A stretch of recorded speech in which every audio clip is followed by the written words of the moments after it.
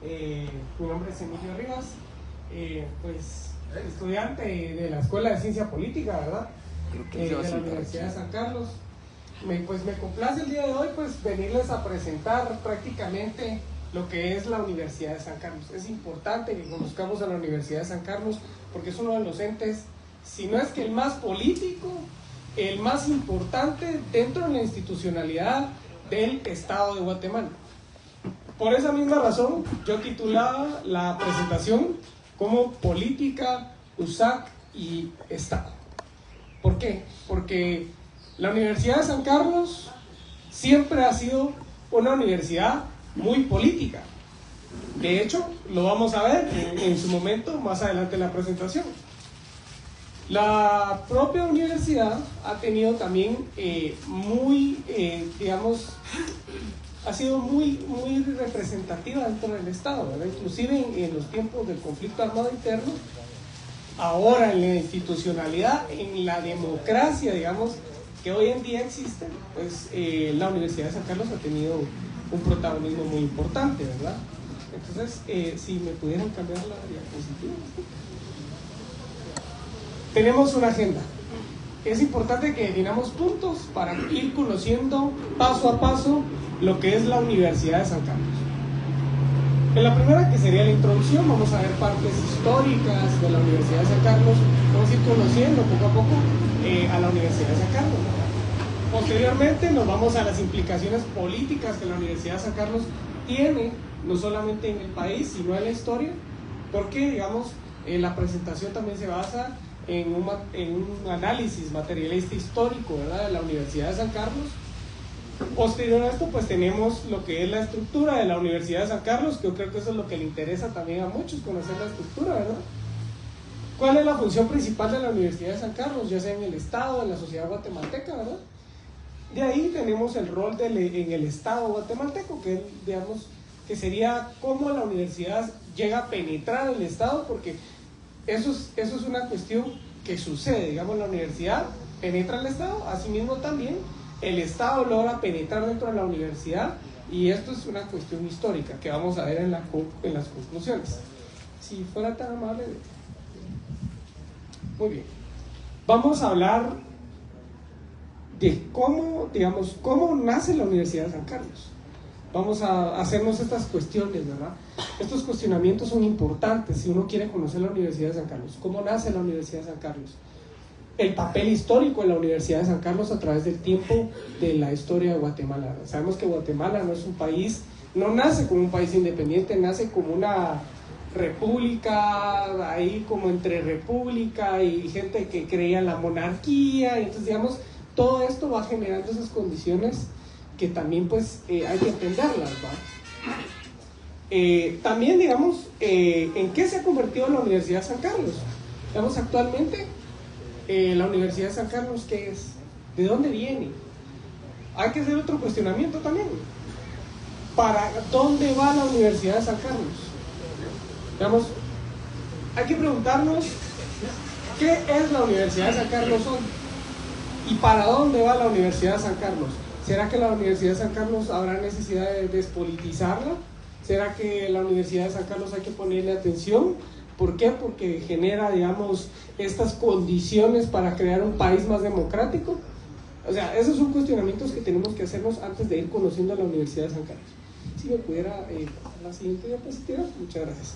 Pues tenemos a la Universidad de San Carlos como una universidad que nace el 31 de enero de 1676 por orden del rey Carlos II de España. Por eso ahí el nombre de la universidad, primero la Universidad Rey Carlos. Posteriormente, digamos, como tampoco es como que se le quiera dar al rey una imagen, sí tienen los reyes, tienen una imagen divina, ¿verdad? De divinidad, de creer que vino Dios y por su voluntad, porque eso es lo que creían los españoles y la mayoría de monarquías europeas, que creían que el rey era un allegado de Dios y que Dios le había dado a él la razón de gobernar, y por esa misma razón la universidad pues iba a llevar su nombre, ¿verdad? De ahí, posterior a esto, pues pasa a tener el nombre de la Universidad de San Carlos de Borromeo. Entonces, la universidad pues tiene un proceso histórico, ¿verdad? Hay que irlo conociendo poco a poco. Digamos, la universidad no solamente se compone para el simple hecho de generar academia, porque ustedes no crean, bueno, al menos digamos, esto sí es un punto de vista personal. Yo no creo que los españoles pues hubieran querido buscar desarrollar a toda la población, porque ojo, los únicos que se podían, digamos, meter a la Universidad de San Carlos era gente muy privilegiada, gente de la élite, digamos, política de la nueva capitanía de los caballeros de Guatemala, que digamos, la universidad se funda en el antiguo Guatemala, y toda esta gente pues en algún momento tenía, digamos, esta cuestión de querer ser, por ejemplo, ingenieros, de querer ser teólogos, porque habían carreras de teología, ¿verdad? La Universidad de San Carlos, digamos, hoy, digamos, la corona, o sea, la corona en su momento, digamos, tenía este idealismo de querer generar mano de obra cualificada en el territorio del virreinato. En su momento, pues, la capitanía. Posterior a esto, pues, digamos, a partir de que 349 años después, que es hoy la universidad, pues prácticamente sigue siendo lo mismo, ¿no? Porque, digamos, la funcionalidad de muchos es ser mano de obra cualificada para poder ganar más. Entonces, digamos, la lógica de la universidad no ha cambiado tanto. La lógica, digamos, funcional para la movilidad social de todos los individuos sociales. ¿Por qué la universidad, digamos, tiende en su momento a tener indígenas? La Universidad de San Carlos, en un momento histórico, tiende a tener personas indígenas que eran personas que al final eran privilegiadas con la educación superior, pero no porque es lo mismo que les digo, o sea, no es porque se les haya querido dar la educación superior por mejorar sus vidas, sino simplemente era para, digamos, tener mano de obra cualificada que pudiera servir al rey, ¿verdad?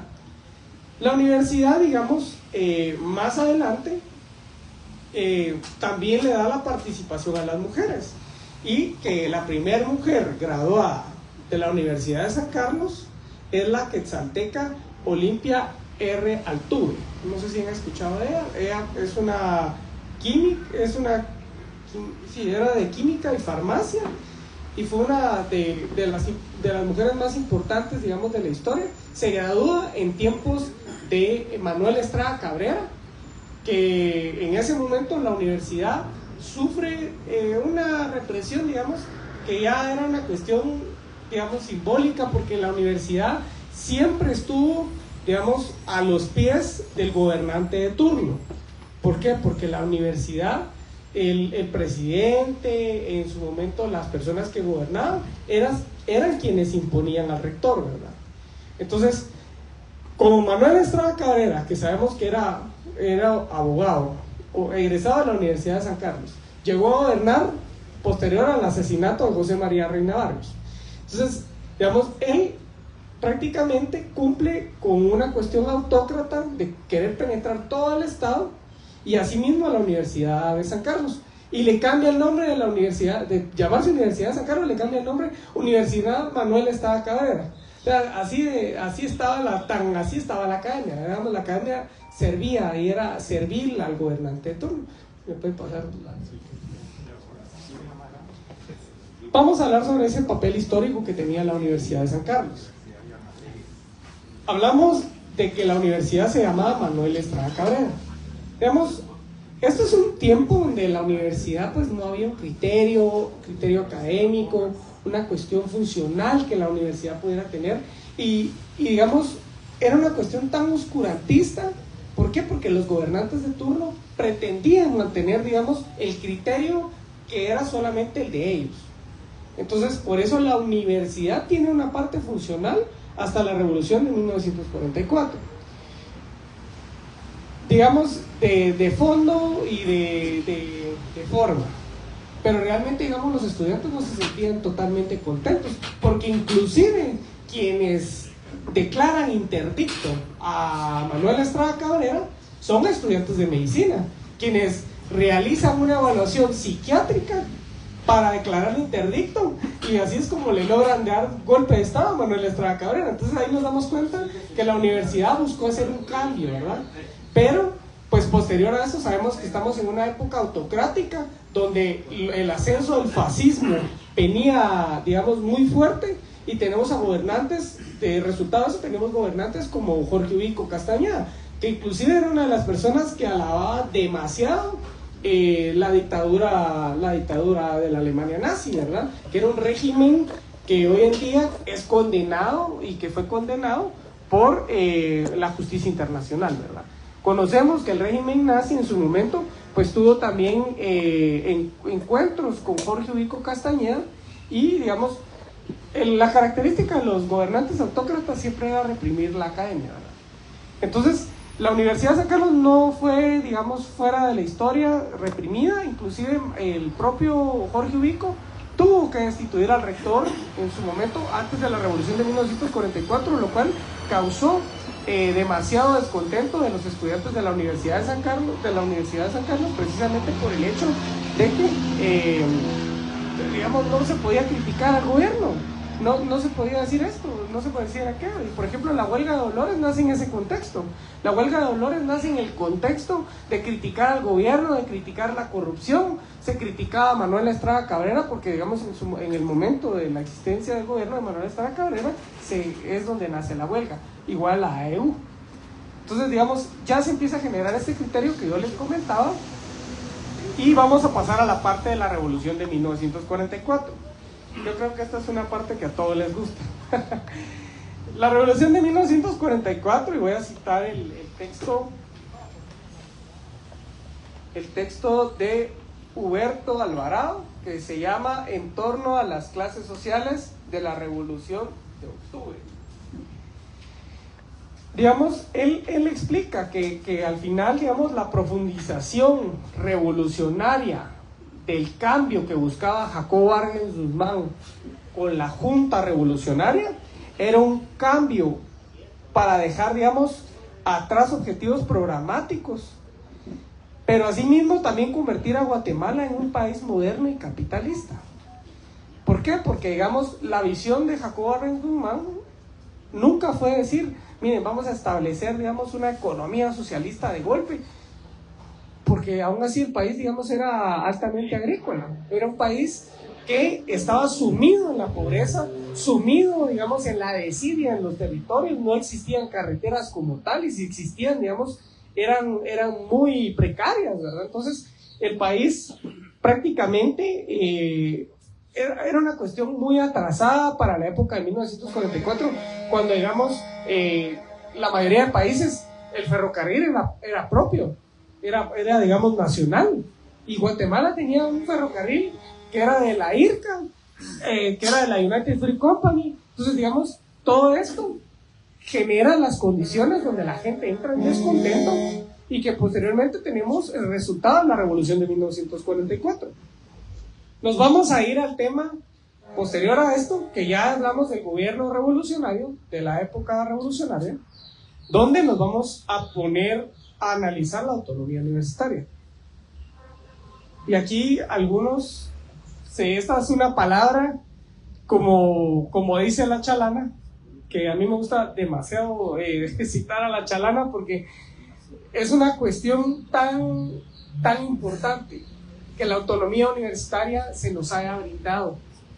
Algunos malutilizan la palabra, algunos llaman autonomía universitaria a ejercer la corrupción dentro de la Universidad de San Carlos, y otros pues la utilizan bien, porque la autonomía universitaria significa criterio, que nosotros podamos elegir nuestras propias autoridades, que nosotros podamos elegir qué aprender y qué no aprender, no aprender lo que el gobernante de turno quiera, no aprender lo que nos dicten, que el estudiante pueda decidir por sí mismo qué aprender y qué no, que el catedrático pueda decidir qué cátedra dar o qué cátedra no dar. Y eso es importante, y eso es lo que se ha perdido dentro de la Universidad de San Carlos. Entonces, la autonomía, en el decreto número 11 de la Junta Revolucionaria, Se le otorga a la Universidad de San Carlos y esto quiere decir que entonces ahora en adelante la Universidad de San Carlos iba a poder elegir sus propias autoridades. Entonces esto genera condiciones, como ya lo decíamos en el texto, que se iba a convertir en un país capitalista y moderno. ¿Por qué? Porque si la academia empieza a tener criterio, pues vamos a tener excelentes académicos y excelentes ingenieros, excelentes doctores, porque entonces ahora ya no se va a dejar, digamos, que el estudiante solo aprenda en un camino recto. Si el estudiante quiere investigar otras cuestiones, lo puede hacer. Si el estudiante desea aprender doctrina marxista, lo puede hacer. Porque si eso va a desarrollar su intelecto y eso va a ser en función de la sociedad guatemalteca, lo puede hacer. Entonces, digamos, esta es la funcionalidad de la autonomía universitaria, que después vamos a analizar más a profundidad. Posterior a esto tenemos el conflicto armado interno. Todos aquí pues tenemos muy presente el contexto de la contrarrevolución. Es una cuestión, digamos, abominable, que pudo haber sido inclusive el hecho más importante que pudo haber tenido Guatemala después de la revolución de 1944. No más importante por bueno, más importante por malo, porque realmente el conflicto armado interno le hizo tanto daño al tejido social que posteriormente hoy tenemos esta sociedad que tenemos hoy en día, ¿verdad? Digamos, porque la historia nos ha enseñado que digamos, destruir el tejido social genera miedo, posterior a esto ya no hay academia y lo que sucede, ¿verdad? Entonces, digamos, la Universidad de San Carlos tuvo un papel histórico muy importante en el conflicto armado interno. La organización que la Universidad de San Carlos tuvo para la guerra revolucionaria armada, hablando de partidos antiguos y que hoy en día yo creo que sus ideas siguen muy vigentes, que es el PGT, un partido que organizó, digamos, desde adentro y desde afuera de la universidad a muchos de sus estudiantes. Hay estudiantes que pertenecían al PGT, no porque hay, como hoy en día, que hay estudiantes que participan y dicen yo pertenezco, y no es por decir nada malo de algunos partidos políticos, como por ejemplo el Movimiento Semilla, ¿va? Hay algunos que creen que qué bonito participar en Semilla y que no sé qué, pero es que no se tiene una convicción partidaria, no se tiene una convicción de militancia, sino que se tiene una convicción de entender al partido como una cuestión de forma, pero no de fondo. Y eso es lo que, digamos, el PGT generó dentro de la Universidad de San Carlos, entender la militancia universitaria como algo para cambiar el país, porque las condiciones en que se encontraba la sociedad guatemalteca, que eran unas condiciones autocráticas, donde se castigaba al que criticaba, donde se castigaba al que analizaba, se castigaba al que pensaba, era una cuestión tan importante que al final, digamos, muchos de los jóvenes intelectuales de la Universidad de San Carlos, que inclusive hoy en día pudieron haber cambiado el país, fueron arrastrados a la lucha revolucionaria por el simple hecho de no dejarlos participar y porque algunos militares vendieron al país, porque realmente, digamos, ese fue el papel de algunos militares, vender el país a manos extranjeras y que prácticamente Guatemala pues no se desarrollara. Entonces, la Universidad de San Carlos fue impactada directamente por el conflicto armado interno. Aunque, digamos, realmente los afectados al final pues fue la sociedad guatemalteca, ¿verdad? Porque, digamos, hay más muertos en el interior que muertos universitarios, pero realmente, digamos, a esta gente se le mataba, digamos, en una injusticia total a los universitarios por activar, por querer mejorar la sociedad guatemalteca. Entonces, digamos, hay cuestiones, digamos, de historia que habría que evaluar para ir viendo esto, ¿verdad? Tenemos también el tema del EGP. Muchos estudiantes universitarios participaron dentro del EGP. Posteriormente, algunos, pues, empezaron a participar en la URNG cuando ya pasaste todo este proceso histórico de la unificación, digamos, de los movimientos revolucionarios. Y que pues digamos al final la URNG pues deja, digamos, al final deja de activar dentro de la Universidad de San Carlos, y es donde pues posteriormente pasa lo que pasa y la universidad cae pues en un declive, ¿verdad? Digamos, del 2000 para la fecha, digamos, la universidad ya no es apadrinada por partidos como el PGT, ya no tiene esta militancia, ¿verdad? Pero sí, digamos, la doctrina marxista, el adoctrinamiento, por decirlo de alguna forma, sigue presente en las aulas. Por ejemplo, imágenes, yo ayer, por ejemplo, tuve asamblea estudiantil Y por ejemplo, yo estaba en un salón donde está Karl Marx. Y uno dice, bueno, ¿y por qué está Karl Marx aquí? Y vamos, el estudiante de primer ingreso, ¿y por qué está Karl Marx aquí? ¿Quién es? Entonces uno ya investiga, ya hay un poquito de entendimiento de quiénes son estas figuras históricas. Tenemos, digamos, en la actualidad, ¿cómo la universidad, digamos, funge este papel histórico en la actualidad? La universidad tiene un protagonismo, digamos, muy importante en todas las instancias del Estado. Y es algo que, digamos, la sociedad guatemalteca no sabe. No lo sabe, porque, digamos, todos los gobernantes de turno se han encargado de que la universidad se haga la más chiquita. Aún así, digamos que uno graduarse de ahí es prestigio, ¿verdad? Es una cuestión prestigiosa. Bueno, digamos, en su momento y ahora quizás, pero hoy tiene un protagonismo estatal y un protagonismo muy importante. Ya vamos a ver qué peso histórico y qué peso, digamos, político va a tener la universidad.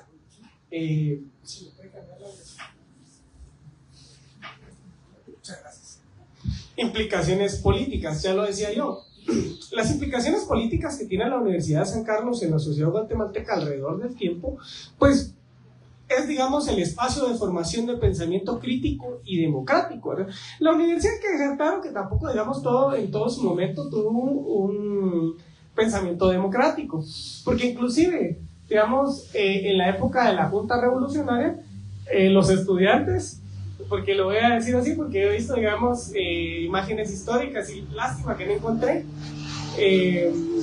Hay un chiste donde vienen los de la huelga de Dolores y dicen, toma Arévalo esta toma de posición, y hay un chilacayote y el otro es un militar y toma esta toma de posición, y es el Estado de Guatemala. Entonces, digamos, los estudiantes no estaban de acuerdo, digamos, y hicieran críticos al gobierno de Arévalo y de Jacobo Arbenz. Entonces, digamos, eso era lo que quería la Junta Revolucionaria. Eso era lo que ellos querían. Querían criterio, querían que hubiera un espacio de formación política.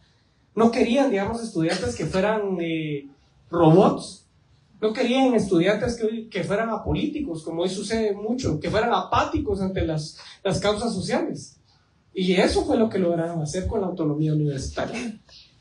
Históricamente la universidad, pues, ha estado vinculada a los movimientos sociales, era lo que yo les comentaba, el PGT, el EGP, la ORNG, movimientos campesinos.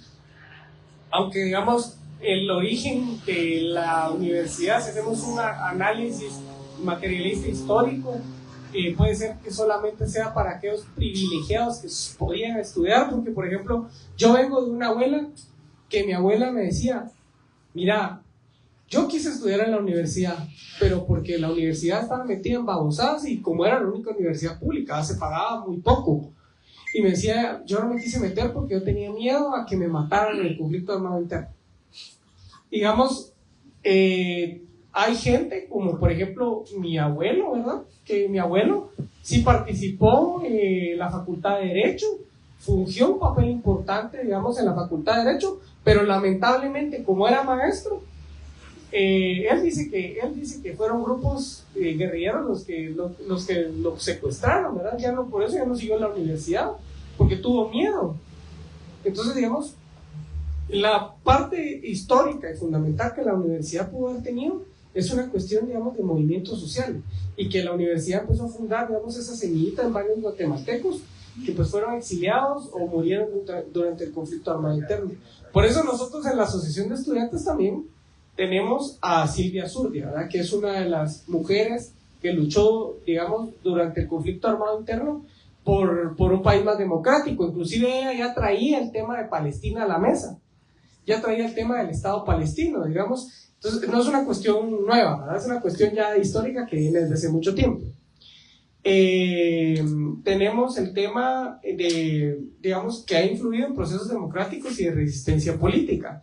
Aunque, digamos, la Universidad de San Carlos pronunciarse institucionalmente no lo hizo durante 2023, y que era una cuestión de responsabilidad histórica y democrática, porque si la universidad se supone que en su ideario es democrática y como hoy lo dicen, ¿va?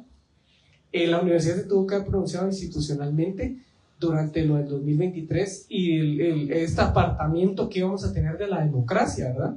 Y no lo hizo. Pero aún así, los estudiantes sí sacamos a la gente a las calles, sí dimos discurso en las calles, sí luchamos en contra de la tiranía que se quería imponer, y al menos, digamos, sí tuvimos esa gallardía que le hizo falta a muchos de nuestros compañeros también, de salir a las calles. Inclusive, nosotros en la petapa pusimos, el pueblo está acá, y vos, sancarlista, ¿dónde estás? Porque había muchos sancarlistas que no estaban en las calles. Posterior a esto, digamos, sus estudiantes y las autoridades, digamos, han participado en debates nacionales. Como sabemos, digamos, y eso también más adelante lo vamos a comentar, pero la universidad también tiene iniciativa de ley. Y hay algunos, digamos, iniciativas de ley que han sido beneficiosas para la sociedad guatemalteca. Hay iniciativas de ley que han estado en función, digamos, de que la universidad pueda mejorar el país, porque esa es la idea de darle una iniciativa de ley a la universidad. También, digamos, hay estudiantes de la Universidad de San Carlos que han sido insignes, digamos, de participar en debates nacionales sobre temas concernientes a la población guatemalteca. Entonces, son cuestiones que, digamos, hay que entenderlas, que la universidad no es que todo el tiempo haya sido mala o que sus estudiantes sean malos al 100%, sino que, digamos, son estadios históricos que la universidad ha pasado.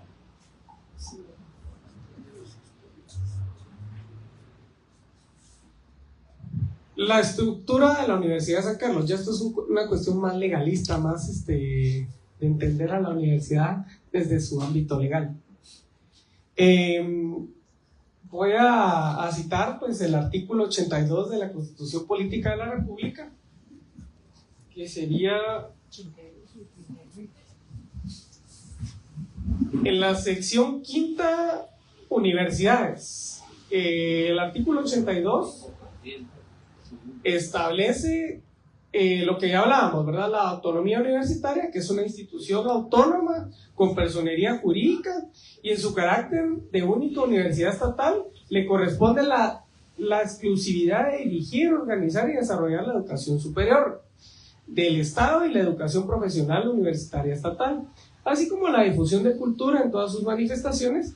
Promoverá por todos los medios el alcance de la investigación en todas las esferas del saber humano y cooperará al estudio y solución de los problemas nacionales. Se rige por su ley orgánica, por los estatutos y reglamentos que emita, debiendo observarse en la conformación a los órganos de dirección y el principio de la representación de sus catedráticos titulares.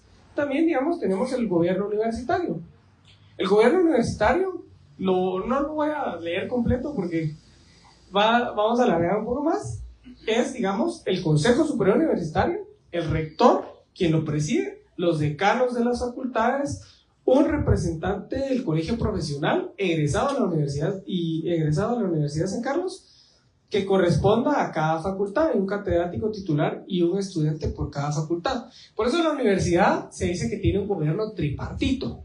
Un gobierno tripartito, ¿por qué? Porque tenemos a los estudiantes, a los egresados y a los decanos, ¿verdad? Digamos, en función, tiene un gobierno tripartito. Pero, digamos, en la práctica política, y que eso ya me corresponde a mí como analista político, es entender que la universidad pues tiene una sobrerepresentación de profesionales. Y esto a los estudiantes nos pone, digamos, en una posición muy complicada, porque, digamos, nosotros como estudiantes somos quienes hacemos más vida estudiantil que los egresados. Los egresados ya salieron de la universidad y pues ellos pueden seguir, digamos, activando desde afuera. Hay algunos que yo... por cierto, pues yo les tengo mucho aprecio, que tienen mucha conciencia, digamos, pero hay otros que no, hay otros que realmente no es así. Entonces nos vemos en una condición, digamos, desigual dentro de la Universidad de San Carlos, aunque, digamos, el principio político sea que sea un gobierno tripartito, que eso es lo que se vino pensado desde la propia revolución del 44. Tenemos al Consejo Superior Universitario. Este órgano, de hecho, digamos, es uno de los órganos más importantes. Digamos, el rector no es la figura central. La figura central es el Consejo Superior Universitario. ¿Por qué? Porque el Consejo Superior Universitario se toman decisiones importantes. Importantes, digo yo, como por ejemplo, aprobar cuánto presupuesto se le va a dar a cada unidad académica. Por ejemplo, vimos elecciones de representantes estudiantiles ante el Consejo Superior Universitario. Yo platicaba con alguno de ellos y yo les decía, miren, ustedes no, tampoco no van a ir a pedir papel para su unidad académica, pero sí pueden cabildear para pedir fondos para que toda la universidad se considere papel para todas las unidades académicas, porque es un papel más importante. No van a ir a hablar por su facultad, tienen que hablar por toda la universidad. Pero no solamente el Consejo Superior Universitario tiene esta función, inclusive desde el propio Consejo Superior Universitario pueden hacer las iniciativas de ley que se quieran presentar al Congreso de la República. Entonces, digamos, eso hay que tomarlo en cuenta. El rector es una figura política, es el ente ejecutor.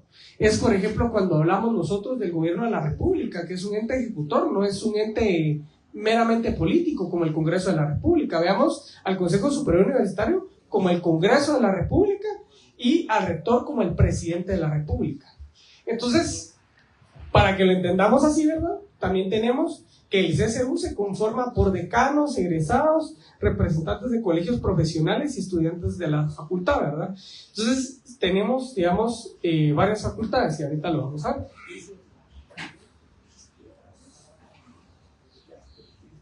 Ya hablamos del Consejo Superior Universitario, vamos a hablar cuántos miembros tiene, y esto es una cuestión muy importante. Veamos, como son 10 facultades, entonces hay, digamos, hablamos de 4 representaciones: la estudiantil, la representación de egresados y la representación de docentes titulares y de decanos. Entonces son 4 digamos, representaciones, y son 10 facultades, son 40, más el rector 41. Entonces, tenemos, digamos, esta cuestión, digamos, que tenemos que entender que la universidad, digamos, tiene a los decanos inclusive representados dentro del Consejo Superior Universitario. El decano, pues puede ser, digamos, un brazo político muchas veces y a veces no, ¿verdad? Como por ejemplo, si los 10 estudiantes se articulan y con los egresados pueden generar una mayoría dentro del Consejo Superior Universitario. Esto, digamos, es una cuestión en función del sistema político de la universidad, ¿verdad? Pues aquí tienen a las 10 facultades de la Universidad de San Carlos, ¿verdad?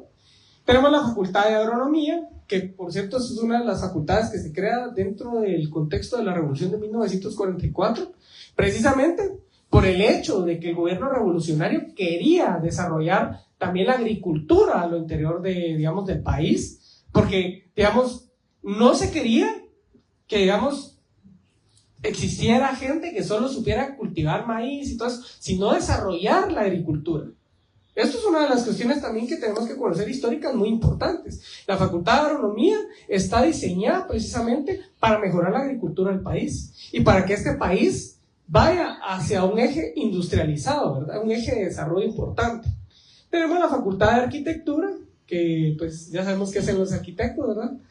De ahí tenemos la de Ciencias Económicas, Facultad de Ciencias Jurídicas y Sociales, la Facultad de Ciencias Médicas, Facultad de Ciencias Químicas y Farmacia, Facultad de Humanidades, que en esta se aglutinan los profesores, digamos, los pedagogos. Entonces, digamos, esto también, la Facultad de Humanidades también es importante, ¿verdad? Digamos, hoy en día no tiene una función así, pero sí es importante, digamos, para la sociedad guatemalteca, porque por esa misma razón, humanidades, eso, digamos, es una cuestión de entender más al ente social, de apoyar más, ¿verdad? Y ahí tenemos la Facultad de Ingeniería, la Facultad de Medicina Veterinaria en Zootecnia y la Facultad de Odontología.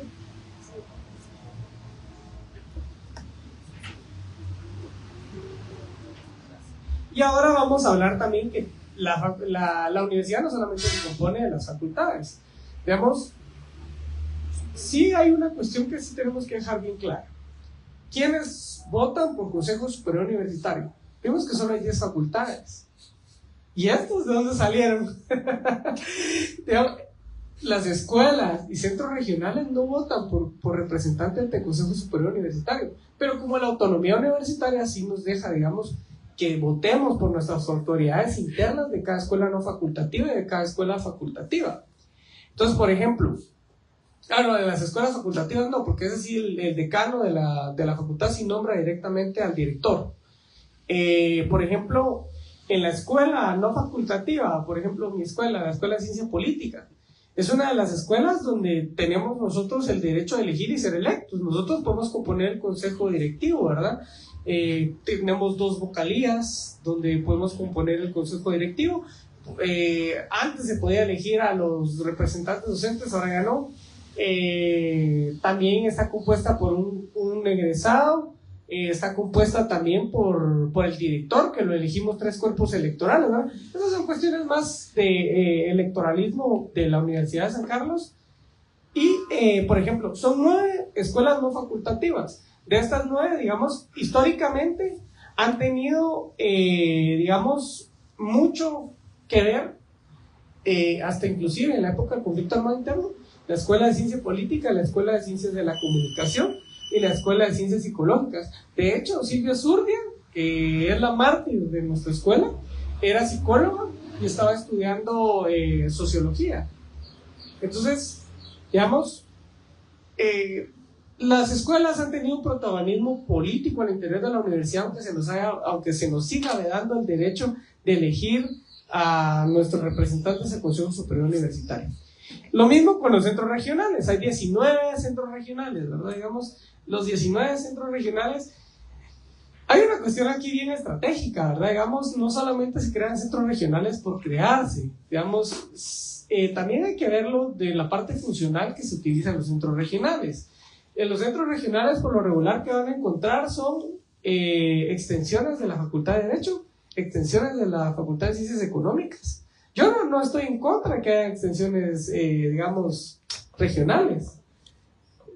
Digamos, la funcionalidad que le dan. ¿Por qué solo Facultad de Derecho? ¿Por qué solo Facultad de Humanidades? ¿Por qué solo Facultad de Ciencias Económicas? ¿Va? Eso es una cuestión más política y que hay que irla viendo más adelante. Porque no es, digamos, la cuestión de solo crear extensiones por crearlas, sino porque, digamos, tienen una cuestión política detrás. Digamos, de electoral y todo esto. Sí. Tenemos las funciones principales, digamos, de la Universidad de San Carlos. Ya lo decíamos, tiene una formación para formar académicamente a los jóvenes, quien desea entrar a la Universidad de San Carlos, ¿verdad? En la Universidad de San Carlos creo que hay hasta incluso que si uno pasa de 60 años ya no le hacen ni examen de nada, eso no entra a las facultades. Eso también es una característica que tiene la universidad. La investigación, digamos, en teoría la universidad, teóricamente la universidad debe producir conocimiento científico, debe hacer investigaciones, de crear las condiciones para que la universidad pueda desarrollar este país. También las extensiones universitarias pues son una contribución muy importante a la sociedad, a las comunidades, ¿verdad? Porque sabemos que no todas las comunidades pueden asistir, digamos, al campus central. En eso yo estoy totalmente de acuerdo. Está bien que creemos extensiones, ¿verdad? Pero hay que darles funcionalidad académica también. La representación política, digamos, la participación en espacios del Estado, que es donde, pues, esto ya lo vamos a ver más adelante, que sí es un tema muy importante, y que es la única universidad del mundo, ojo, del mundo, que tiene iniciativa de ley. Y eso es algo que nos privilegia a la Universidad de San Carlos y que, pues, en todos los años que llevo yo, pues, yo creo que tan solo se ha presentado una iniciativa de ley, porque la universidad tenía más de 5 años de no presentar una iniciativa de ley. Y la iniciativa de ley que se presenta, precisamente es para que, digamos, el impuesto rector quede bien con todos los trabajadores. Entonces, es una cuestión que, digamos, también, digamos, se malutiliza la iniciativa de ley, digamos, hoy en día la universidad también, digamos, prácticamente niega la funcionalidad de la universidad, porque presentar una iniciativa de ley, ¿cuántos jóvenes no piensan en una iniciativa de ley para mejorar este país y la universidad la desperdicia presentando una expensa, digamos, para los pensionados? No digo que los pensionados no tengan que recibir su pensión, cuestiones así, pero digamos, hay cuestiones más importantes, pues, o sea, se puede presentar otra iniciativa de ley para mejorar los consejos de desarrollo departamental, se puede presentar esa ley para mejorar la ley orgánica del organismo legislativo, o sea, Se puede presentar hasta una iniciativa de ley que la universidad haga un dictamen considerando el impacto presupuestario que tiene el aumento salarial de los diputados. Es una cuestión que no se está haciendo. Entonces hay que digamos, hacer un análisis sobre la funcionalidad que tiene la universidad hoy en día.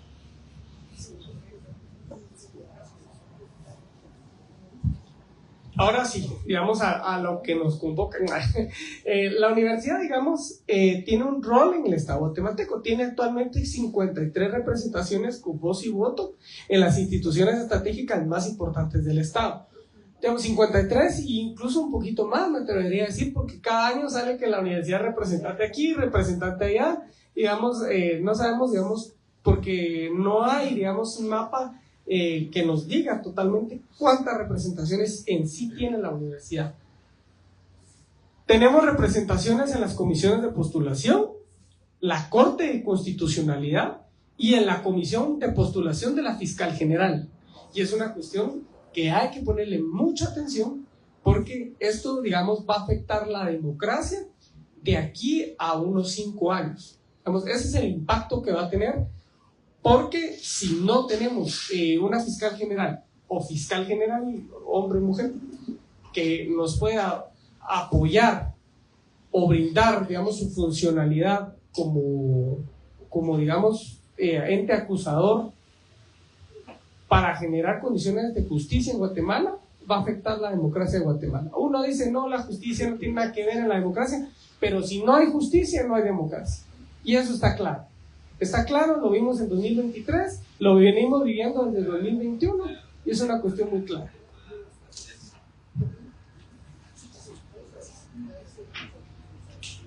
Vamos a hablar, digamos, de esas representaciones que tiene la Universidad de San Carlos, y esto sí lo vamos a dejar ahí lo van apuntando porque es algo que se viene.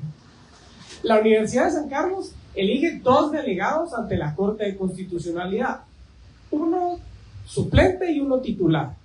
La Universidad de San Carlos debe de tener esta idea de que la persona que va a ir a la Corte de Constitucionalidad tiene que ser una persona proba, una persona honorable, una persona que realmente represente los valores democráticos de la universidad, porque la Corte de Constitucionalidad es uno de los entes más importantes de la democracia guatemalteca. Nosotros en la Escuela de Ciencia Política, en mi carrera de politología, le llamamos como un ente de balance. ¿Por qué? Porque, digamos, mantiene el balance entre instituciones, porque, por ejemplo, si la Corte Suprema de Justicia comete un error jurídico, como el que hoy cometieron de nombrar magistrados temporalmente, dicen ellos, crearon nuevas salas y nombran magistrados, y digamos, están supliendo funciones que le competen al Congreso de la República. El Congreso de la República puede ingresar una acción de amparo porque la Corte Suprema de Justicia se está extralimitando sus funciones. Entonces, por esa misma razón, digamos, es necesario que la Corte de Constitucionalidad esté balanceada y cumpla con el ente, digamos, con el presupuesto jurídico que le otorga la Constitución Política de la República de defender la Constitución. Entonces, digamos, por eso es importante que la Universidad de San Carlos tenga representantes que sean, digamos, afines a la causa democrática. Tenemos delegados de la Comisión de Postulación para el Instituto de la Defensa Pública Penal. Si uno cae preso y no tiene plata para pagar abogado, ahí nos vamos a ver afectados si la Universidad de San Carlos no envía un delegado que sea pro. Digamos, nosotros, como seres humanos, en algún momento tal vez no quisiera decírselo a nadie, pero puede caer preso en este sistema de justicia y nos van a poner un abogado del Instituto de la Defensa Pública Penal. ¿Y qué vamos a hacer si el abogado no le sabe? Entonces hay una cuestión ahí que también tenemos que ver. Tenemos el delegado de la Comisión de Aranceles de la Defensa Pública. También tenemos 2 delegados de la Comisión de Postulación de la Corte Suprema de Justicia, magistrados de la Corte Suprema de Justicia.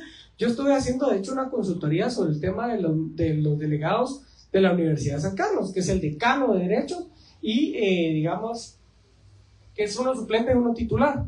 Pero, digamos, Henry Arriaga, en el centro de las comisiones de postulación, y lo voy a decir así porque yo sí lo vi, digamos, es algo que yo lo vi, hasta tengo un video, se los puedo mandar.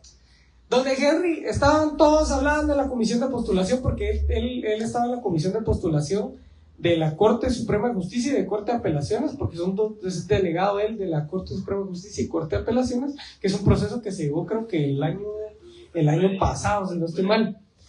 Henry, estaban todos hablando, sí, que discutiendo esto y el otro, y él va a pasarse papelitos con el otro abogado que es amigo de él, seguramente, y digamos, ¿qué honorabilidad tiene un decano de derecho actuando de esta manera? Digamos, no representa el ente académico que es la Universidad de San Carlos. Entonces, digamos, por eso es tan importante que el decano de derecho sea una persona honorable, una persona que entienda que su función como abogado es proteger a toda costa los presupuestos legales de la Constitución Política de la República, pero no lo está haciendo. Entonces, eso también es una cuestión, ¿verdad? Digamos, lo digo de la manera crítica, ¿verdad?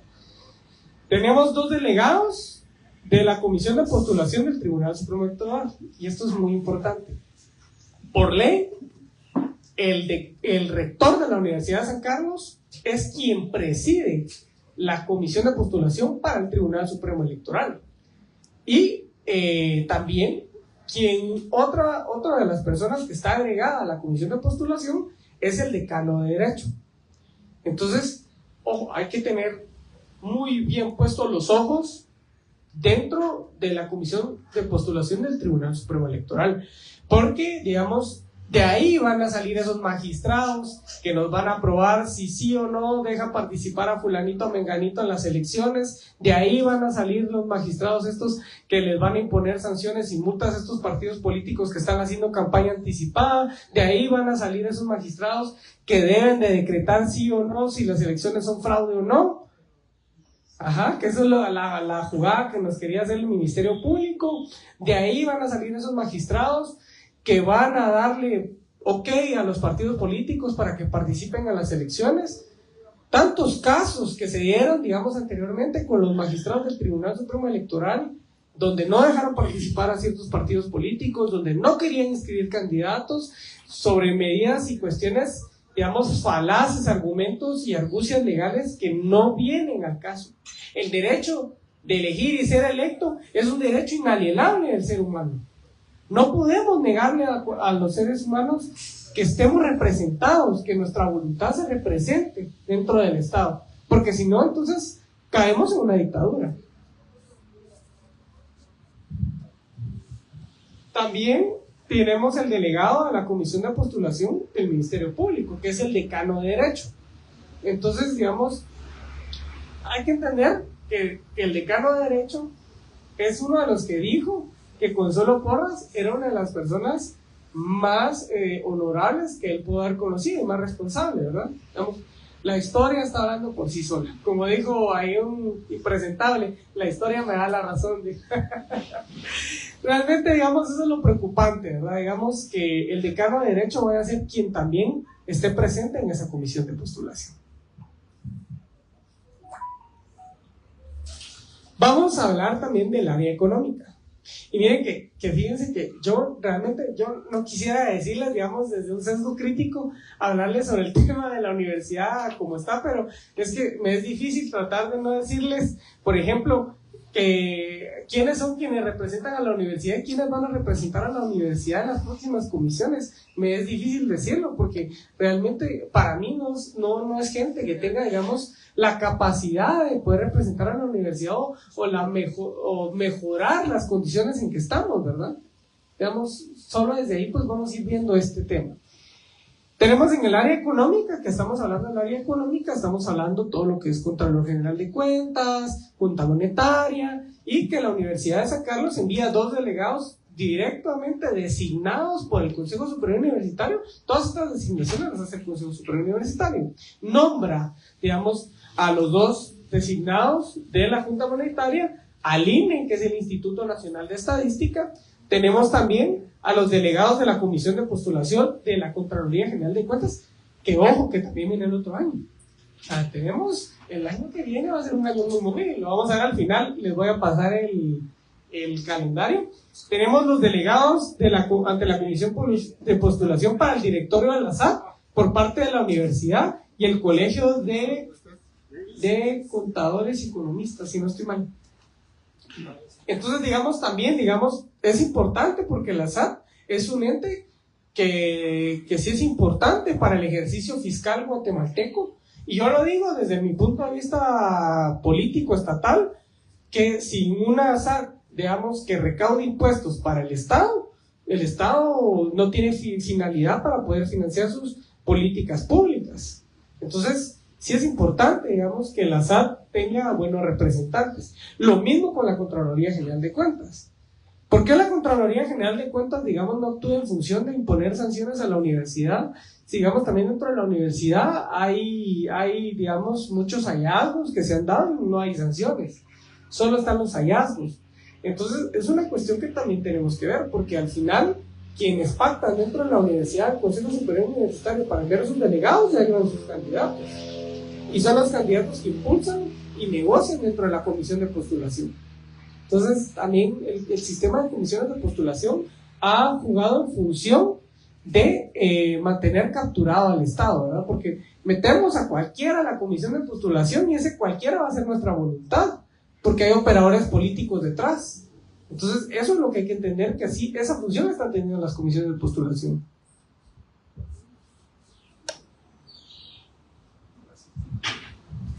El mandato constitucional de la universidad. Como ya vimos, el artículo 174 es la que le otorga la iniciativa de ley. También tenemos que la universidad tiene un 5% de asignación presupuestaria, es la única universidad estatal en el mundo, otra vez, que posee la garantía presupuestaria del orden constitucional. Entonces, imagínense qué lujo el que tenemos de universidad. Es la única universidad pública del mundo que mantiene un presupuesto, digamos, que es un presupuesto fijo. Es fijo. Imagínense que el presupuesto del Estado va creciendo más y el presupuesto de la universidad va creciendo más. Eso es lo que pasó ahorita, digamos, inclusive podemos ver casos como el caso de la ampliación presupuestaria que hizo el Ejecutivo y que envió al Congreso de la República como iniciativa de ley. En esa ampliación presupuestaria, la Universidad de San Carlos también recibió parte de esa ampliación presupuestaria. O sea, que hoy en día la universidad nos diga a nosotros que no tienen plata, tienen hasta para tirar para arriba. Miren, ustedes vayan a la universidad y no me van a dejar mentir, abriendo hoyos están. Entonces, digamos, la universidad tiene plata hasta para tirar para arriba. Debería de tener sus instalaciones mejoradas, deberían de mejorar la universidad. Por esa misma razón la universidad, digamos, es privilegiada en todas las universidades del mundo. Así que no somos una potencia porque no queremos, pero sí, o sea, digamos, si tenemos una academia reforzada con el 5% del presupuesto universitario, tenemos, digamos, esa responsabilidad de que la academia mejore. Tenemos, digamos, esto es, digamos, lo que yo les comentaba, digamos, la universidad, esto es la comisión de postulación para Contraloría General de Cuentas. La universidad, en el foro de rectores, las universidades del país eligen qué rector es el que va a presidir la comisión de postulación para Contralor General de Cuentas. Y esto es muy importante porque la universidad históricamente ha sido quien preside esta comisión de postulación. Ustedes se preguntarán, ¿por qué? Porque es que la universidad, digamos, realmente ha sido prestigiosa. La universidad tenía un prestigio muy alto. Y digamos, en la comisión de postulación, sé de buena fuente que la comisión de postulación para Corte Suprema de Justicia, a Walter Mazariegos, se le negó, inclusive hasta le querían negar la entrada para poder llegar al foro de rectores. Entonces, que las universidades privadas hayan actuado así no es porque actuaron malintencionadas, es que saben lo que significa Walter Mazariegos para la institucionalidad de la Universidad de San Carlos y que la ha dañado tanto. Entonces, que la haya presidido Miquel, para mí como sancarlista, y no es porque yo desprecie a Miquel, porque Miquel es una muy buena persona, para mí es una vergüenza. Porque la universidad, teniendo el 5%, siendo la única universidad con iniciativa de ley, no pueda tener la capacidad de poder presidir una comisión de postulación y dirigir digamos, la dirección de este país, es una cuestión aberrante. Tenemos también, por ejemplo, los decanos de las facultades que incluyen la carrera de Contaduría Pública y Auditoría del país, son representados en esta comisión de postulación. Tenemos un número equivalente de representantes electos por la Asamblea del Colegio de Economistas, Contadores Públicos y Auditores Administradores de Empresas. Y ojo, que la mayoría de los contadores, auditores y, digamos, de las demás carreras son personas que son de la Universidad de San Carlos. Yo sí he visto que predomina, digamos, el liderazgo sancarlista en los colegios. Y es una cuestión que hasta en el Colegio de Abogados y Notarios predomina el liderazgo sancarlista. Vemos hoy en el Colegio de Abogados y Notarios quién es la presidenta, es Patricia Gámez. Patricia Gámez, de hecho, es sancarlista. Entonces, sí predomina el liderazgo sancarlista porque en función de la educación que se otorga a la universidad hay un sentido de conciencia social. Ahora, pues, ya vemos también, digamos, en la estructura jurídico, estructura económica, jurídico y de infraestructura. Tenemos, digamos, mencionemos, porque son un montón, ¿no? Mencionemos quizás las más importantes. Tenemos 2 delegados en la Junta Directiva del Transmetro. Ahora ya saben que hay que exigirle a la universidad de que mejore el tema del Transmetro, porque tenemos delegados en el Transmetro y multisectorial. Entonces, si la universidad ha permitido que el transporte esté elevado a 5 quetzales, precisamente es porque no se ha actuado en esta delegación. Entonces, es una cuestión que, digamos, las vías de rebelión y de insubordinación política nos las han quitado porque nos meten a cuestiones como esta, ¿verdad? Para apaciguar el movimiento estudiantil. Pero, digamos, también, digamos, no hay que pecar de ser intransigentes. También hay que saber negociar. Digamos, al menos desde mi punto de vista, como estudiante de la Escuela de Ciencia Política, lo digo. Hay que saber negociar, ¿verdad? No todo el tiempo podemos ser intransigentes porque no se puede ser así. También, digamos, tenemos un representante del Colegio Profesional Técnico Asesor de Registro de Información Catastral, que es el RIC, que las elecciones pasadas del RIC, por si no lo habían visto bien, teníamos participación en el Colegio de Ingenieros, Colegio de Ingenieros Agrónomos, Colegio de Ingenieros Abogados, Colegio de Abogados, perdón, ante el Consejo Directivo del Registro Catastral, que es lo mismo que yo les decía que es el RIC, los delegados del Consejo de Protección de Antigua Guatemala. Por ejemplo, lo del registro de información catastral es muy importante porque ahí es donde van a dar la información de todas nuestras propiedades, de todos los terrenos del país, y es una cuestión muy importante. Ojo que ahí han habido casos de corrupción por el hecho de apropiación de propiedades de forma ilegal. Tenemos también del área de salud, y esta es una de las cuestiones más importantes, insignes de la Revolución del 44, el ICS. El ICS es una cuestión como el Código de Trabajo, que es la piedra angular de la Revolución del 44. Entonces, gracias. Entonces tenemos que la universidad envía a 2 delegados de la Junta del ICS, ¿verdad? Entonces, ahora sí ya dicen que por qué el ICS es como es, hay que exigirle a la universidad también que tenga gente que represente digamos, a la población guatemalteca, porque todos los profesionales no pueden alegar de ignorancia sabiendo que los guatemaltecos pagan su educación. Entonces, tienen como, digamos, deber moral servir a la población. Y esta es una de las cuestiones donde podemos servir a la población. Tenemos, por ejemplo, en el Sistema Nacional de Ciencia y Tecnología, que también es para el avance científico y tecnológico del país.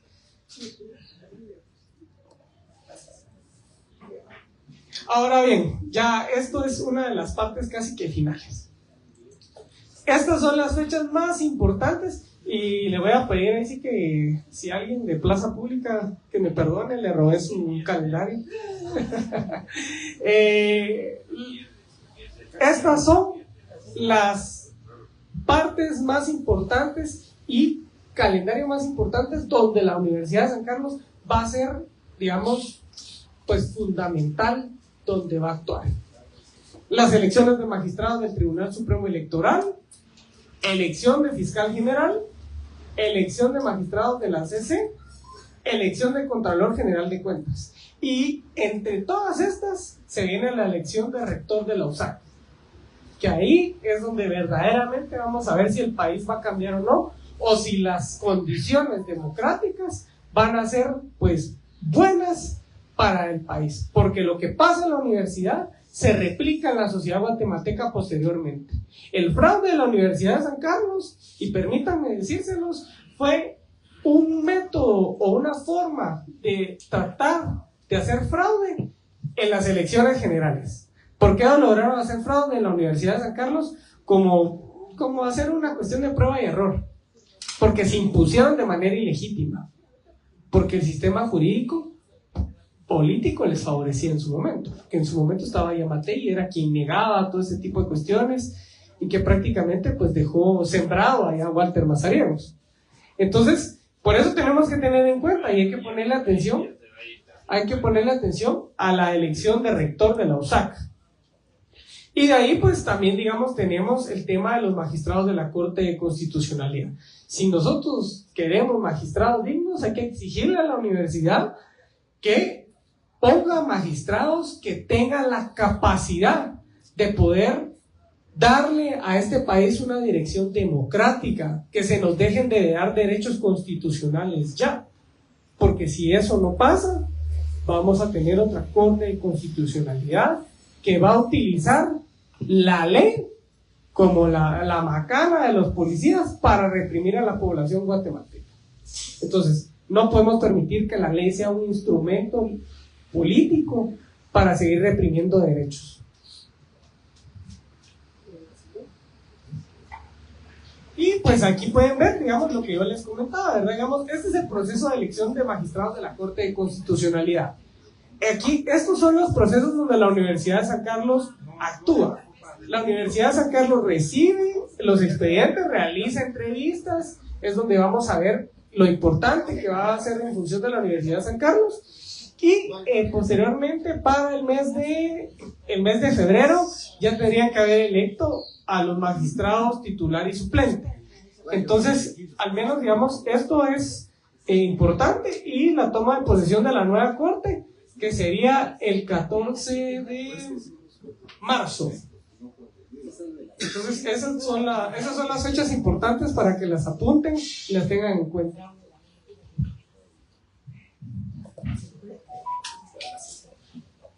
Estas fechas, aquí tienen QR para que los escaneen. Ahí están este es el mapa de poder de la USAC. Ahí es donde saqué toda la información que, digamos, les transmitía del área jurídica y todo eso. Y el otro son fechas importantes de plaza pública, donde pueden ver ustedes qué fechas son importantes, cuándo se van a elegir al Contralor General de Cuentas, cuándo se va a elegir magistrados de la Corte de Constitucionalidad, cuándo se van a elegir digamos, al presidente de la Corte Suprema de Justicia, la elección de rector y los procesos, ¿va? Y el mapa de poder, que ya les decía, que ahí sí está contenido todas las representaciones de la Universidad de San Carlos. Me dicen cuándo ya. Ya, por favor. O acérquense, no tengan pena. Pero no tiene resultados. No tiene resultados. No envía ninguna dirección. No envía ninguna dirección. A ninguno. A ninguno le da. Ahorita vas a revisar. ¿Sí? Sí, ya llega. Vale. El mapa del poder.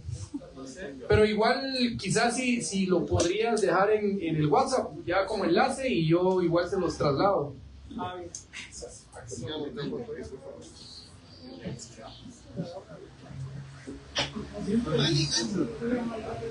No sé si tendrá internet. Tiene. Sí, ¿Será que tiene lector? Pero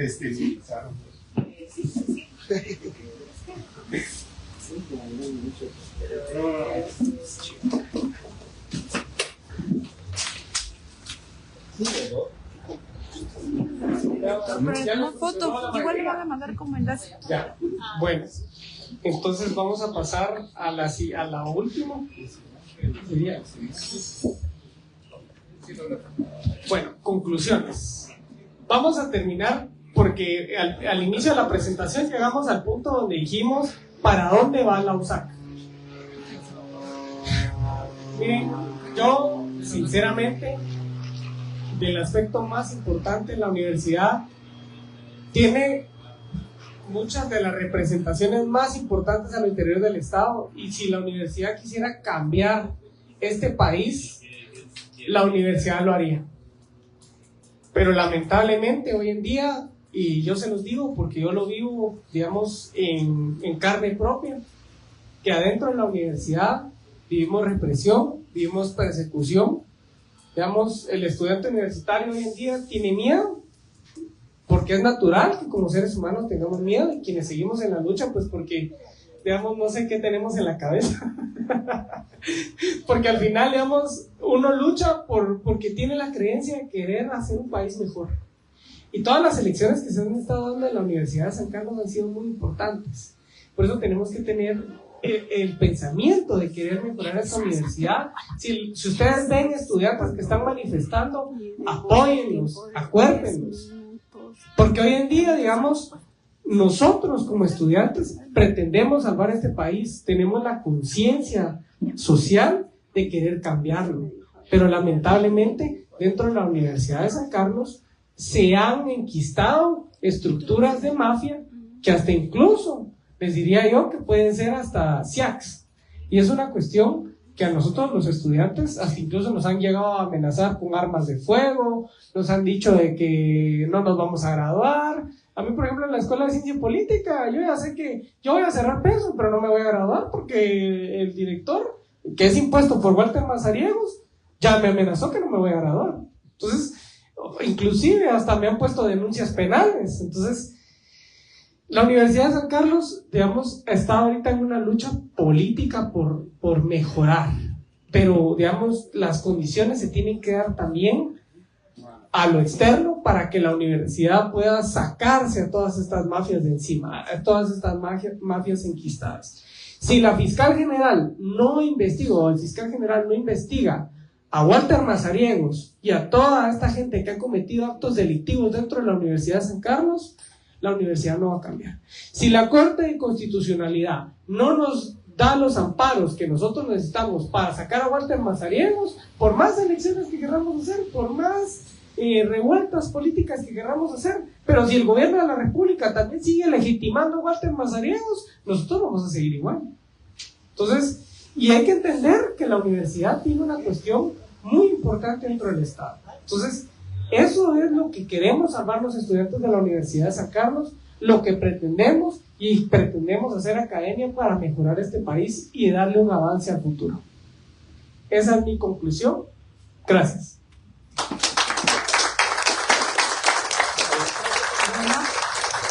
Muy buenos días a todos. Vamos a pasar al tiempo de preguntas y respuestas.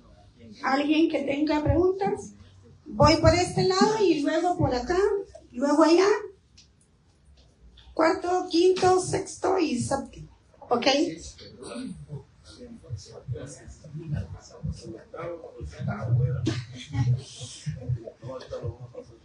Muchas gracias por la clara y objetiva exposición.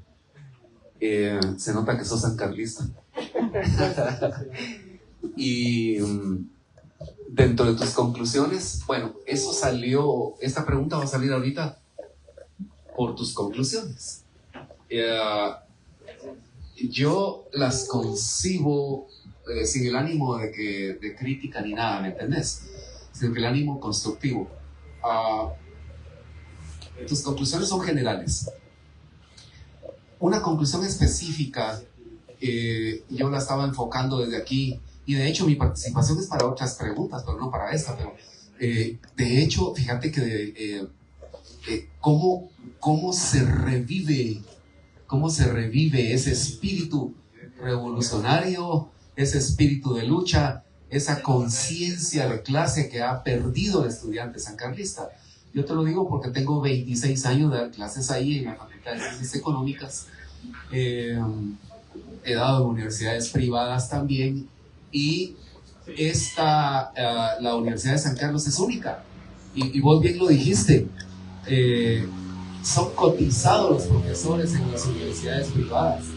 recuerdo que yo di clases 8 años en la Universidad Rafael Andívar de Jutiapa, la sede de Jutiapa, y ahí me tuvieron que llamar.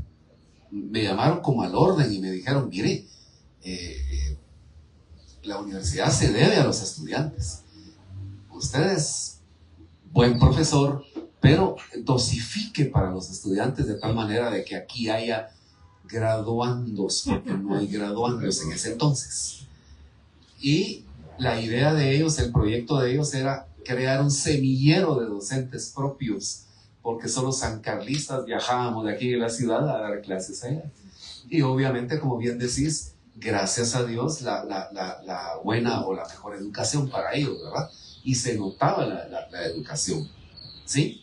Entonces, la conclusión sería, para tu aporte, ¿qué propones así específicamente para revivir ese espíritu? Mira, no me lo estás preguntando, pero yo en mis clases diarias les digo a mis estudiantes, les inyecto la semilla de la revolución y les digo que yo soy de los años 80, ¿sí? Yo viví esa época, interna, externa, bombazos, metralletas, panfleteras, se metía el ejército ahí a echarle orejas que decíamos, ¿no?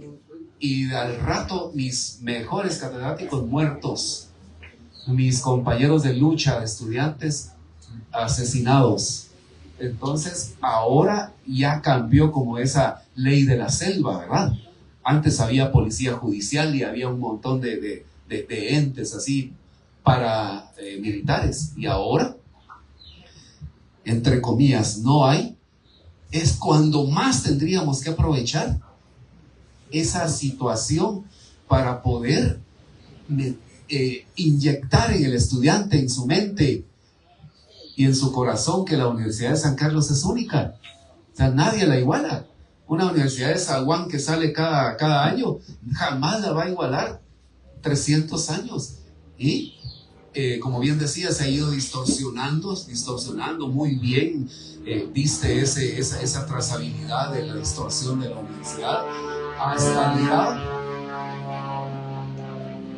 hasta el grado de que ahora está politizada, ¿verdad? Como bien lo indicaste muy bien. Entonces, ¿qué propones para avivar esa semilla? Y vos bien lo dijiste, si hay estudiantes que están ahí protestando, apóyenlos. Claro que sí. Yo les he dicho a mis estudiantes, ustedes me siguen, vamos apoyemos tal situación, apoyemos cuál otra situación. Entonces esa sería mi primera pregunta. La siguiente sería, mencionaste muy bien 10 facultades, ¿verdad? 10 facultades, y mencionaste muy bien las iniciativas de ley. Entonces, qué triste, como bien lo dijiste, ¿verdad? Que tenés conocimiento de una sola ley. Yo también no tengo conocimiento de ni una iniciativa de ley. Fíjate que son 10 facultades, pudieran ser 10 iniciativas de ley por materia, por ciencia, por arte, ¿sí? Y no lo tenemos. Entonces, ¿qué podemos hacer para eso, verdad? ¿Qué pudiéramos hacer para eso, para promover esa situación? Y mencionabas el presupuesto de la USAC. No le han dado todo el presupuesto a la USAC. El 5% de los ingresos brutos no se lo han dado. El 2.5% le venían dando. Entonces las obras estaban paradas y el 80-90% en sueldos. Y solo el 10-20% para inversión, y no alcanza la plata. Ahora, como bien decís, están cambiando las situaciones por la politización, que hablan el mismo idioma en todos los poderes, ¿verdad? Entonces, esa es mi situación, pero más me interesa de que vos concluyas acerca de qué podemos hacer. Estudiantes, docentes, pueblo. Ya. De hecho, digamos, yo quisiera pues que se entienda, digamos, que las condiciones políticas de la universidad pues es una mezcla de todo. Una mezcla digamos, de una política por parte de la universidad de contrainsurgencia, que ha afectado demasiado, digamos, a los estudiantes. El tema de la criminalización ha apaciguado mucho las aguas. Digamos, eso nos ha arrebatado a nosotros, digamos, mucho capital político. Entonces, realmente, yo siempre soy de la idea de que en política nada es imposible. Pero el problema es que, digamos, hoy en día los estudiantes viven no solo la apatía de que la mayoría de los papás vienen de los 80s, 90s, y si me atrevo a decir de que son papás que sus papás son de los 70s, y son gente que viene de entender esa lógica del conflicto armado interno. Entonces, ese miedo que algunos papás tuvieron al conflicto armado interno lo trasladan a sus hijos. Entonces, a los patojos, porque hay que sacarles esa idea de que aquí no los van a matar. Pero, ¿cómo les quitamos la idea de que en lugar de matarlos ahora físicamente, los matan civilmente? Y es una cuestión que inclusive yo, como dirigente estudiantil, me ha tocado que sacarle a la gente de la cabeza.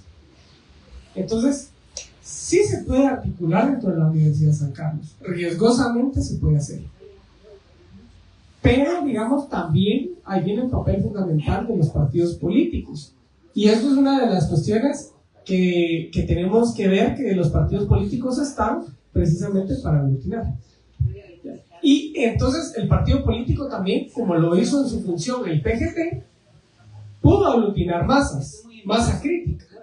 Entonces, eso también puede ser una solución, que la universidad ya no sea penetrada desde adentro, sino desde afuera, por la formación política del partido. Y la formación política que nosotros los dirigentes estudiantiles también impartimos. Esas son soluciones a largo plazo, porque la gente se queda politizada, lo puede criminalizar a uno, pero la politización ya está. Se sembró la semilla en esa gente. Eso sería. Por favor, vamos a pedir que las intervenciones sean breves y directas, por favor, porque tenemos siempre un tiempo específico, ¿verdad? Entonces seguimos por acá, porque vamos por orden. Por favor. Muy buenos días. Mi nombre es Guadalupe Cal. Soy abogado y notario egresado de la Seminario Universidad de San Carlos de Guatemala. Pues, bueno, en esa época que estudié, mire usted que ya existía el decreto 325, ley orgánica de la Universidad de San Carlos de Guatemala, ¿no? Pero esa ley fue creada en 1947. Entonces, hay muchas cosas que hacer, pues hay que reformar esa ley, hay que reformar y estructurar más el funcionamiento tanto de decanos y rectores, ¿no? Porque yo estaba leyendo un artículo hace rato, ¿va? Que un centroamericano puede ser vocal de una junta directiva, pero ahí dice claramente que hay que regular su estatus jurídico, ¿va? Para poder incorporarse aquí como estudiante y que pagan más que un estudiante guatemalteco. Pero en aquella época que yo estudié, había una persona nicaragüense que ingresó con un documento chafa, digámoslo así, es falso, pues, una cédula de vecindad falsa, y que a nosotros allá, de guatemaltecos, nos discriminaba porque siempre decían que era de Cuba, tendencias, otras tendencias que son falacias para mí, ¿no? Pensando eso. Entonces, lo que quiero saber yo, ¿qué piensan ustedes en esta época? Como estudiante, si piensa presentar una iniciativa de ley para estructurar esto, porque hay mucha corrupción en todos los lados. Todas las instituciones, el Estado está cooptado, ¿sí? En todos los ámbitos. Va uno al ICSE, a la Universidad de San Carlos y todo. Y también quiero saber si algún día promuevan una iniciativa de ley para que hayan profesores docentes con preparación científica, académica, para los nuevos egresados de San Carlos, porque yo he visto en la Universidad de San Carlos apadrinado abogados y los que dan los que están dando clase en esta época no son gente capacitada, pues, porque recuérdense que dice que así como serán los profesores, así será la sociedad. Muchas gracias. ¿Contestas o a la de 3 preguntas contestas? Rápido, nada más. Ok. Sí, es necesaria la reforma del sistema y del sector justicia, que es una cuestión urgente, pero es más urgente que, digamos, las autoridades próximas a elegirse sean autoridades probas para generar condiciones de reforma, porque si no hay autoridades probas, por más reformas que le hagamos y le demos vuelta a la ley, que es una cuestión que ya le hemos dicho a los abogados, perdón, que a la ley le podemos dar 1000 vueltas, pero si el sistema jurídico político sigue igual, entonces los corruptos siempre van a encontrar las vías para poder burlar la ley. Entonces, sí hay iniciativas de ley, sí se quiere hacer cambios al sector justicia, pero es necesario que la justicia se vuelva a reconfigurar para su fin último. Buenos días, soy José Apolinario Estrada, también soy sancarlista, soy también de Rafael Andívar y en las comunidades soy Maya Cachiquel. La situación aquí no voy a referirme en preguntas, sino más bien una propuesta.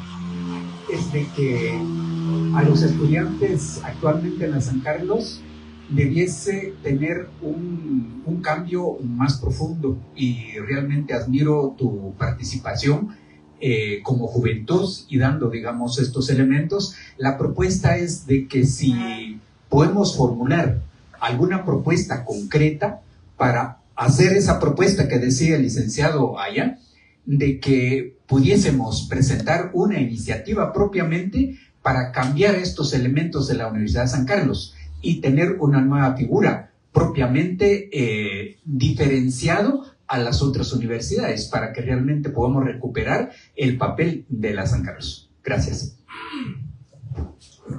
Pues realmente, digamos, la iniciativa de ley podría ser en torno a lo que nosotros decíamos, digamos, que el tema de que a los estudiantes, digamos, estamos muy poco representados y se le ha dado más el papel a los profesionales, y realmente los únicos que hacemos vida estudiantil somos los estudiantes. He ahí el tema de la reforma universitaria, que es un tema que se viene tocando desde el 80.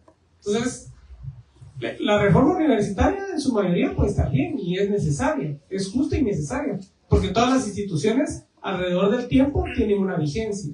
Entonces, sí se puede tocar el tema de la reforma universitaria y tratar de analizar en qué lo podemos adaptar hoy en día. Por favor, vuelvo a repetir que las preguntas sean directas, concisas, por el espacio de tiempo, por favor. Gracias.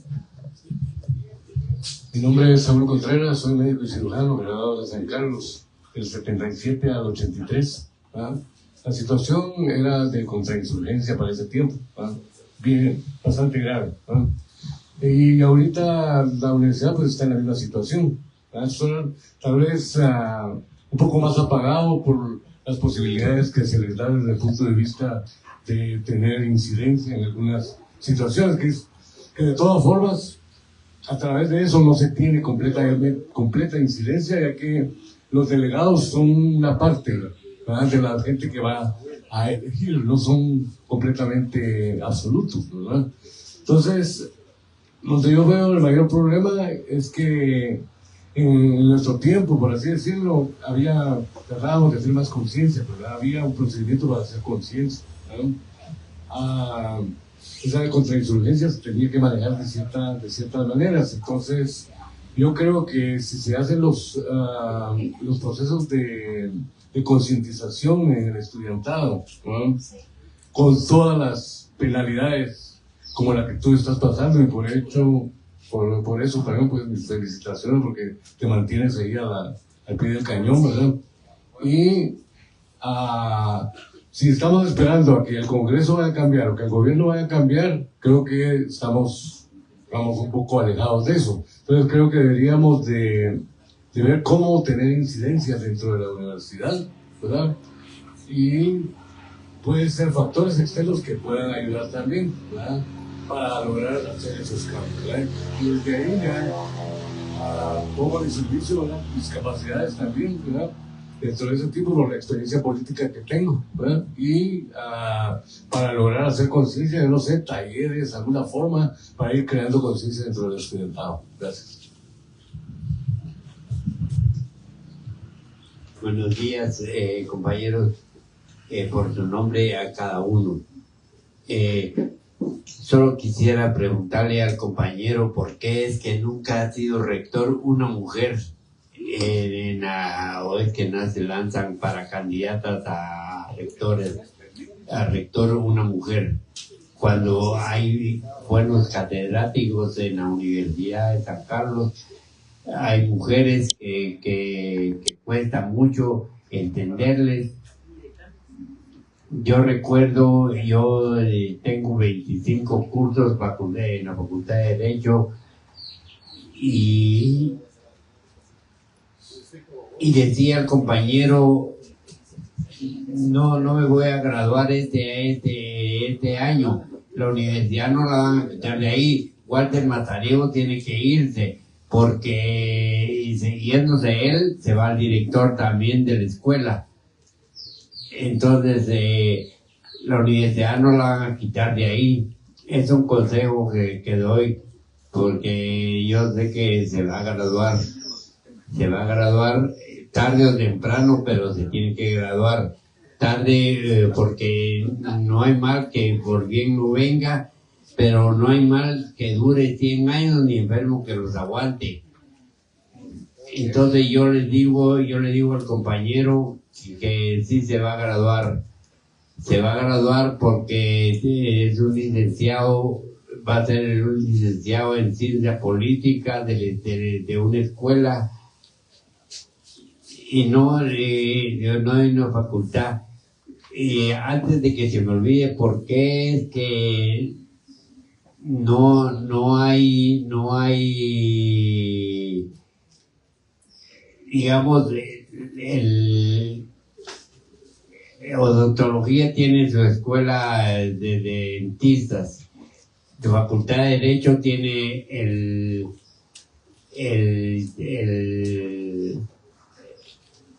bufete popular? ¿Por qué es que no las universidades, las demás universidades no tienen ese beneficio propio para solucionar los problemas de las facultades? Solamente. Pues respondiendo, le agradezco un montón al doctor por estar en la discusión y a usted por pues, las cuestiones que nos ha hecho. Realmente, pues, de que ir, pues, o sea, eso es una cuestión, y le agradezco bastante por las palabras de aliento. Realmente, digamos, no todas las universidades pues, pretenden resolver los problemas sociales. Tal vez quizás algunas más que otras, y otras pues se quedan atrás. Pero, digamos, sí es necesario reconocer lo que decíamos, el papel histórico de la universidad, que ha fungido bastante dentro de la sociedad guatemalteca, como el tema del bufete popular. Es un tema que ayuda a la sociedad guatemalteca, porque sabemos que hoy en día los trámites jurídicos son tan onerosos, y al mismo tiempo, pues también el tema de la odontología, que sabemos que es algo muy caro, y que pues obviamente la universidad pues puede tener una funcionalidad muy importante. ¿Por qué las universidades no lo tienen? No podría decir yo o dar, porque tampoco es como que me correspondiera hacer ese juicio de valor. La otra pregunta que me había hecho, ¿cuál era? Rector mujer. Sí, digamos, yo creo que son condiciones históricas. Creo que es quien representa a las mujeres para ciertas candidaturas, porque por ejemplo, hoy no podemos elegir a una rectora mujer, a alguien como si está señalada, digamos, con su cercanía a Walter Mazariegos, como Anabela, la que hoy fue electa como decana de ingeniería de manera fraudulenta. O sea, digamos, creo que son las condiciones en cómo está configurado el sistema político, porque instrumentalizan demasiado a las mujeres en la universidad para hacer cosas malas. Y que yo, en lo personal, yo lo veo muy mal, porque a las mujeres se les debe dar una importancia política en la historia de Guatemala. Hay varias mujeres ilustres dentro de la Universidad de San Carlos que lograron dar su lucha.